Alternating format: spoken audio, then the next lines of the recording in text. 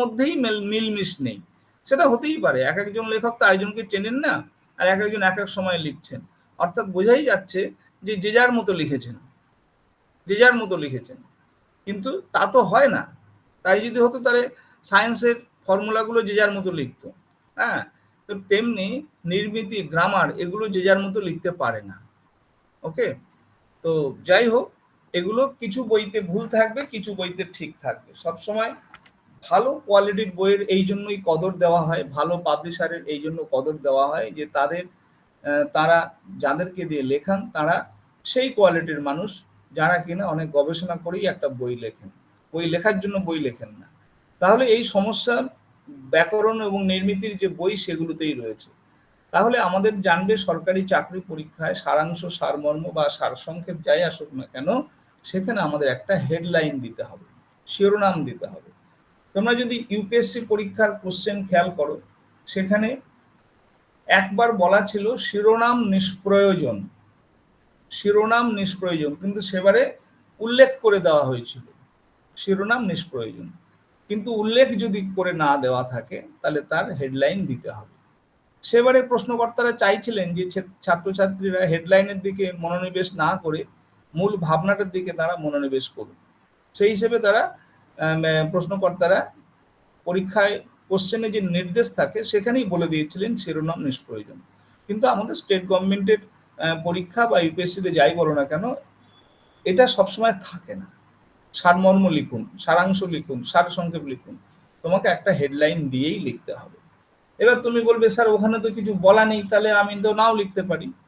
ব্যাপারটা হচ্ছে যে প্রথম প্রথম যখন কোনো পরীক্ষা আয়োজন করা হয়, সেই সমস্ত পরীক্ষায় কোশ্চেনে যে নির্দেশ থাকে সেখানে পুঙ্খানুপুঙ্খভাবে থাকে। তোমরা বিসিএস এর 2014, 15, 16 এই সালগুলোতে চিঠির যে নির্দেশ, বাংলায় চিঠির যে নির্দেশ, আর 2022 সালে কোশ্চেনের চিঠির নির্দেশ দেখবে সংক্ষেপ হয়ে গেছে। তার মানে কি ছাত্রছাত্রীরা পরীক্ষা দিতে দিতে দিতে দিতে যারা পরীক্ষা দেয় সাধারণত তারা কি করে, পুরনো প্রশ্ন চর্চা করে, তারা কিন্তু বৈশিষ্ট্যটা বুঝে যায়। ফলে এখন সারমর্মে লেখা, কোশ্চেনে লেখা থাকুক না থাকুক, তোমাকে হেডলাইন দিতে হবে। তাহলে আপনি ভাবার্থ নিয়ে এত আলোচনা করছেন কেন? ভাবার্থ কি পরীক্ষায় আসে? না, সাধারণত আসে না। আবার সাধারণত বলছেন, আসে না বলুন না, আমি সেটাও বলতে পারছি না। কারণ লাস্ট যে আইসিডিএস এক্সাম হয়েছে, যার নিয়োগ এখনো চলছে, আমাদের অনেক মেয়েরা এখনো ফেসবুকে আপডেট দিচ্ছে, জয়েন করেছে। তার মানে লাস্ট যে আইসিডিএস এক্সাম হয়েছে সেখানে মেন এক্সামে 100 নম্বরের বাংলা ছিল। সেখানে আমি তোমাদের একটা তথ্য দিই, যেহেতু এটাই আমি সারা বছর করি, ফলে আমার কাছে কিছু তথ্য থাকে, আমাকে রাখতে হয়। ফ্রেশারদের যে এক্সাম, তাদের কিন্তু সারাংশ এসেছিল। আর ডিপার্টমেন্টাল যে এক্সাম হয়েছে, সেই ডিপার্টমেন্টাল এক্সামে অর্থাৎ যারা চাকরি করছে তাদের পদোন্নতির জন্য যে পরীক্ষা, সেখানে ভাবার্থ এসেছিল। এটা ডিপার্টমেন্টাল এক্সামে এসেছে।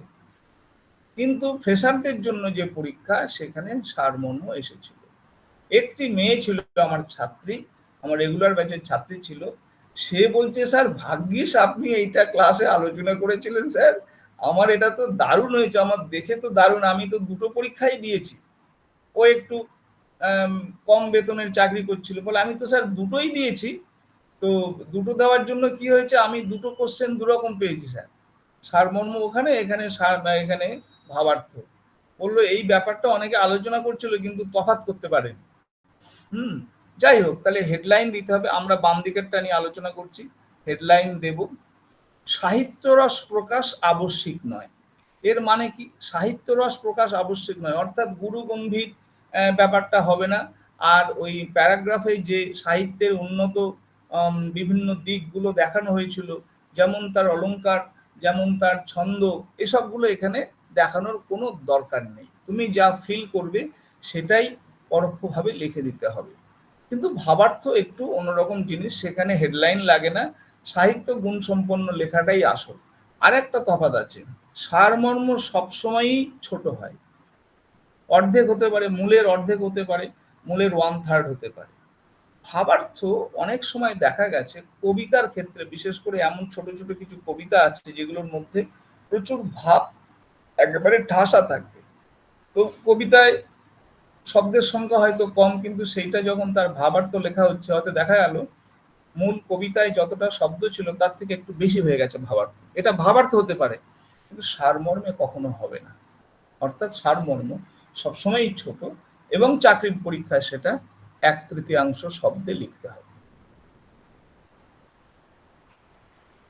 কিছু নিয়ম, সারমর্মটা আমরা যে করব তার জন্য কিছু নিয়ম কানুন একটু, এটা আমি আমার মতো যে কাজ করতে করতে করতে করতে পরপর পরপর কোনটা করলে কি হবে সেটা আমি সাজিয়ে দিয়েছি এখানে। প্রদত্ত অনুচ্ছেদ বা কবিতা, আমাদের তো কবিতা আসছে না, তাহলে সাধারণভাবে পড়তে হবে। সাধারণভাবে মানে খুব চাপ নিয়ে পড়লে হবে না, কি হবে কি হবে, বাবা গো মা গো, হে ভগবান, হে গুরুদেব রক্ষা করো, এইসব না।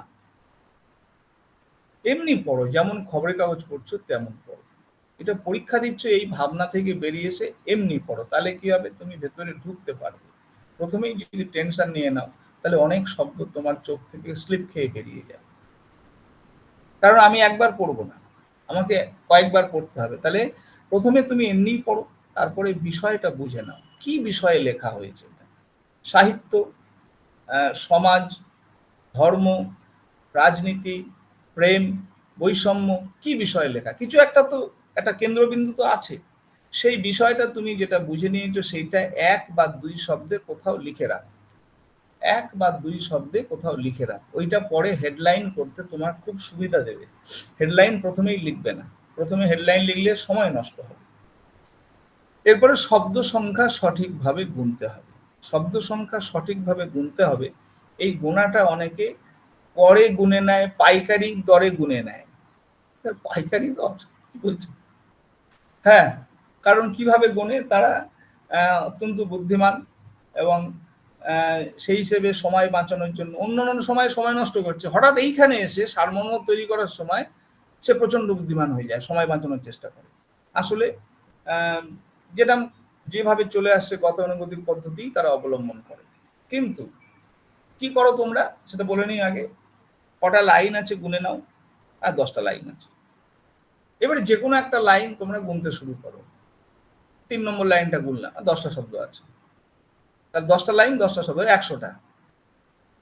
এইবারে আমাকে তুমি বলো, যে অনুচ্ছেদগুলো আমাদের দেওয়া হয় সেটা কি চতুর্দশপদী ছন্দে লেখা, ব্ল্যাঙ্ক ভার্সে লেখা, যে সব কটা লাইনে একই সংখ্যক বর্ণ থাকবে? তা তো হয় না। গদ্যে এরকম হয় না, কবিতায় হতে পারে, তাও সব কবিতায় হয় না। তাহলে সব লাইনে নিশ্চয়ই সমসংখ্যক শব্দ নেই। তাহলে তুমি 3 নম্বর লাইন গুনেছো 10টা, আমি 5 নম্বর লাইন গুনছি, সেখানে রয়েছে 12টা। তাহলে আমি যদি 5 নম্বর লাইন গুনি, তাহলে আমার হচ্ছে ওদিকে 12, 120টা, 120-র 1/3, আর 100টার 1/3 নিশ্চয়ই এক নয়। তাহলে এভাবে গুনলে কি হয় না? হয়। এটা মোটামুটি একটা পাওয়া যায়, নম্বরটাও মোটামুটি পাবে, ভালো নম্বর পাবে। কারণ 1/3 5-6 রকমের হয় না, 1/3 1/3ই হয়। তাহলে কি করতে হবে? 1 2 3 4 করে গুনে নাও। এই গুনে নেওয়ার সময় প্রথমেই তুমি দেখো হাইফেন যুক্ত কোনো শব্দ আছে কিনা। হাইফেন যুক্ত যদি শব্দ থাকে সেগুলোকে আলাদা করে গুনতে হবে। যেমন ধরো ব্রহ্মা বিষ্ণু, ব্রহ্মা বিষ্ণুকে হাইফেন দিয়ে লেখা হয়। ব্রহ্মা বিষ্ণু মহেশ্বর, আর একটা হাইফেন বেড়ে গেল। তাহলে ব্রহ্মা বিষ্ণু মহেশ্বরের মাঝে দুটো যে হাইফেন আছে, এই সব মিলে একটা ইউনিট, একটা শব্দ। এরকম ভাবে হাইফেন যুক্ত শব্দ থাকলে আগে সেটা মার্ক করো। তারপরে এ, ওই, কি, না, তো, এই ছোট ছোট শব্দগুলো বাংলায় সব গুনতে হবে। দাঁড়ি কমাগুলো বাদ দিয়ে সব কিছু বাংলায় গুনতে হয়, কারণ সবগুলোই হচ্ছে পদ, সবগুলোই হচ্ছে ওয়ার্ড, ওয়ার্ড কাউন্ট করছি আমরা। এইভাবে তুমি টোটাল যা হবে তার 1/3 বের করে নাও। যদি ভাগফল মিলে যায় ভালো, ভাগফল না মিললে আর একটা শব্দ বেশি নেবে। এভাবেই তুমি মূল শব্দ সংখ্যার 1/3 নির্বাচন করো। এবারে প্রয়োজনে রাফ ওয়ার্ক, প্রয়োজনে না, আমি বলবো অবশ্যই WBCS এর ক্ষেত্রে রাফ ওয়ার্ক করবে। কারণ প্রথম কথা, এটা সারমর্ম, যে অনুচ্ছেদ তোমাকে দেওয়া হয়েছে এটা তোমার আমার লেখা নয়, কোনো মনীষীর লেখা, যাদেরকে আমরা প্রতিদিন সকালবেলা উঠে একবার স্মরণ করি, যাদের ছবিতে আমরা বছরে কোনো না কোনো দিন মালা দিই, ফুল দিই, সামনে ধূপ দিই। অর্থাৎ তারা হচ্ছেন আমাদের কাছে মহামানবের মতো। তো রবীন্দ্রনাথ ঠাকুর, স্বামীজি, বঙ্কিমচন্দ্র, প্রমথ চৌধুরী, এই ধরনের মানুষরা আমাদের সমাজ নিয়ে, সাহিত্য নিয়ে যা লিখে গেছেন, সেগুলো এখনো প্রাসঙ্গিক, তাই সেখান থেকে বিশেষ করে রবীন্দ্রনাথের লেখা থেকে এখনো সারমর্মের অনুচ্ছেদগুলো আসে, সবচেয়ে বেশি আসে রবীন্দ্রনাথ ঠাকুরের লেখা থেকে, কারণ তিনি সব বিষয়ে কলম ধরেছিলেন, সব বিষয়ে তিনি আমাদের থেকে অনেক উচ্চ স্তরের ভাবতে পারতেন। তাহলে রবীন্দ্রনাথ ঠাকুরের একটা লেখা তুমি একবার পড়েই সারমর্ম করে দিচ্ছ, ভাবো নিজের কোয়ালিটিটা ভাবো। রবীন্দ্রনাথ ৮০ বছর বেঁচে ছিলেন, একটা নোবেল পেয়েছেন, আর তুমি সেই লেখা একবার দেখে সারমর্ম করে দিচ্ছ, মানে তোমার মধ্যে তো ৫-৬টা রবীন্দ্রনাথ চিপের আকারে প্রবেশ করানো আছে, তা তোমার তো নোবেল আটকায় আর কি, অন্তত ২ নোবেল তো পাচ্ছই। যদি এই মানসিকতা থাকে, একবার অনুচ্ছেদ করে সারমর্ম করবে। আর যদি মনে করো না আমি এখনো নিজের পরিচিতিটাই তৈরি করতে পারিনি, এই জন্যই তো পরীক্ষা দিচ্ছি, তাহলে আরো অনেকে পরীক্ষা দিচ্ছে, তাহলে আমার মতো অনেক রবীন্দ্রনাথ বসে আছে হলের মধ্যে। তাহলে আমাকে বেটার কিছু করতে হবে, তাহলে একাধিকবার পড়বে, একাধিকবার পড়বে, প্রচুর সময় পাবে, ২.৫ ঘন্টাতে পরীক্ষা হয়ে যাবে। রাফ করে নিলে, নিয়ে এবারে কি করলে, একটু রাফে সবসময় 1/3 থেকে একটু বেশি লিখতে হয়, তারপরে এডিট করো, করে ওয়ার্ড অ্যাডজাস্ট করে নাও, 1/3 এসে এবার কোয়ালিটি মেনটেন করো, রাফে এটা দেখে নাও যে একই শব্দ বারবার হয়েছে কিনা, সাধু চলিত মিশেছে কিনা, আর বানান ভুল হয়েছে কিনা, এগুলো যদি হয়ে যায় ঠিক করে নাও। তারপরে পরিচ্ছন্নতার সঙ্গে নির্দিষ্ট ছকের মধ্যে উত্তর লিখতে হবে, এটা ছকের মধ্যে লিখে দেবে। আমি ছকটা একটু দেখিয়ে দিই। আমার সারমর্মের একটা ছক করে রেখেছিলাম, দাঁড়াও।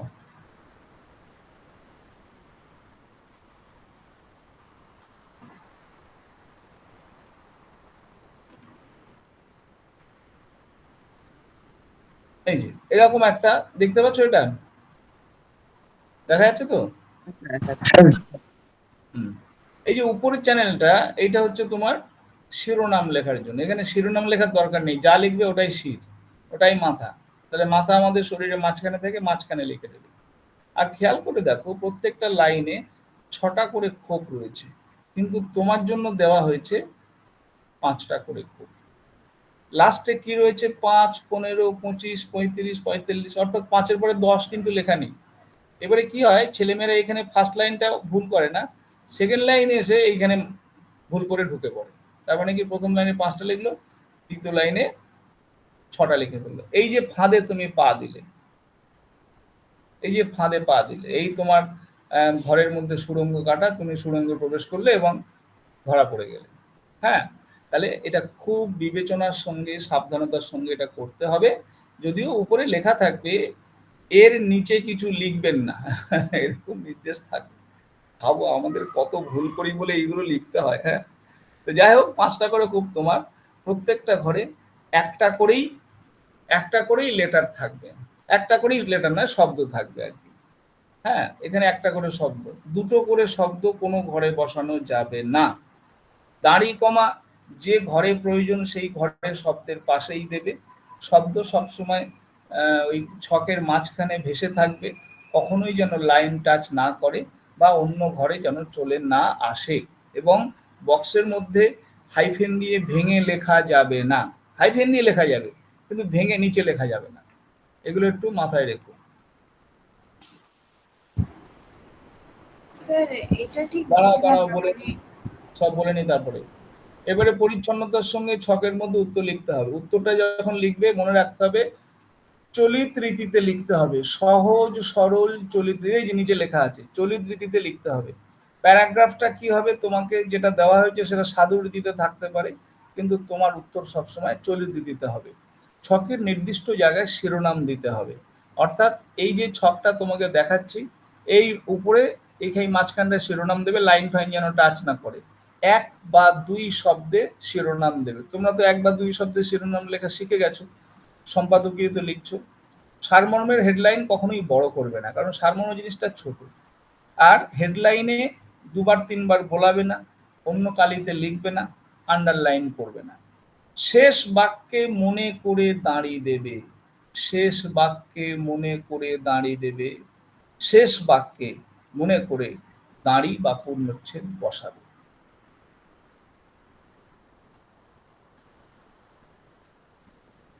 একটা নমুনা 2018 সালের WBCS এর একটা নমুনা।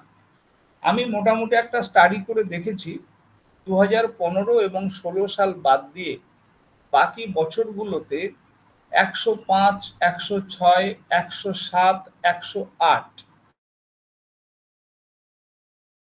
দিয়ে একটা অনুচ্ছেদ করা হচ্ছে, অর্থাৎ যার 1/3 দাঁড়াচ্ছে 35। 35 শব্দের আশেপাশে তোমাকে সারমর্মের উত্তর লিখতে হচ্ছে। তাহলে ভাবো 35টা শব্দ তুমি সাজিয়ে দেবে, তোমাকে এক্সামিনার 40 নম্বর দেওয়ার জন্য অপেক্ষা করবে না।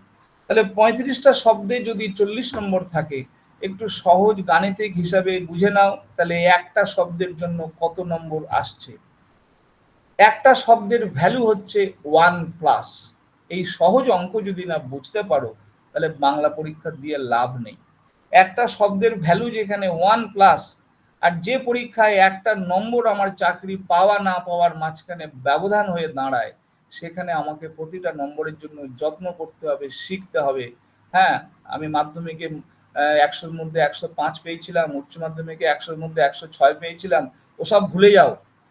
তখন মুখস্থ করতে, তখন রোজ পড়তে, তখন ব্রেন অনেকটা ফাঁকা জায়গা ছিল। এখন ব্রেনের মধ্যে অনেক ময়লা জমে গেছে, অনেক টেনশন চলে এসেছে।